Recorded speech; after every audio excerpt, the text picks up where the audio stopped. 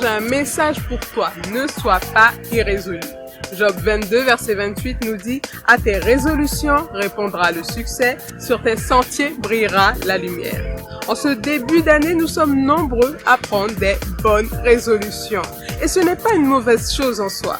Mais encore, il faudrait les tenir, car beaucoup de résolutions sont abandonnées au fil des semaines, au fil des mois et même au fil des jours. Quelqu'un d'irrésolu n'arrive pas à se décider, et même quand il prend une décision, il ne la tient pas. Or, si nous voulons connaître le succès dans nos études, dans notre famille, dans notre travail, dans nos finances, dans quel que soit le domaine de notre vie, nous devons prendre des décisions et nous y tenir. Tout d'abord, pour que nos résolutions mènent au succès, il ne faut pas que nous les prenions avec la chair.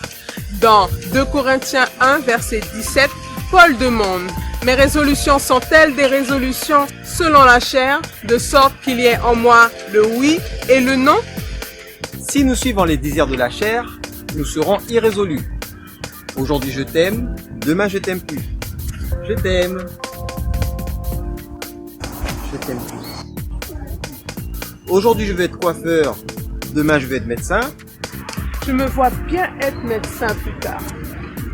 Oh, un CAP coiffure, je vais m'inscrire. Aujourd'hui je me remets au sport, demain j'abandonne.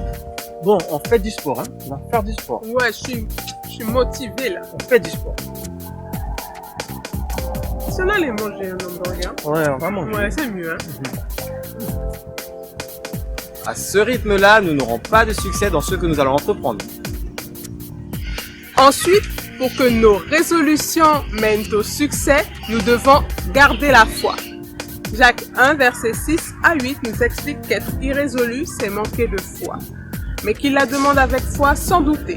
Car celui qui doute est semblable au flot de la mer, agité par le vent et poussé de côté et d'autre. Un tel homme ne s'imagine pas obtenir quelque chose du Seigneur. C'est un homme irrésolu, inconstant dans ses voies. Et enfin, pour que nos résolutions mènent au succès, confions nos projets au Seigneur. Ésaïe 26, verset 3 à 4 nous dit « À celui qui est ferme dans ses sentiments, tu assures la paix parce qu'il se confie en toi. Confiez-vous en l'Éternel à perpétuité, car l'Éternel est le rocher des siècles. » Nous connaissons tous l'histoire du fou qui bâtit sa maison sur le sable. En ne confiant pas nos projets au Seigneur, nous faisons comme lui. Tandis que lorsque nous remettons nos projets entre ses mains, nous construisons sur le rocher qui est Christ.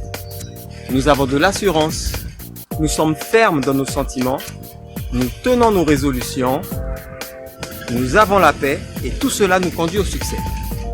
Seigneur, je reconnais que de moi-même, je ne tiens pas mes résolutions.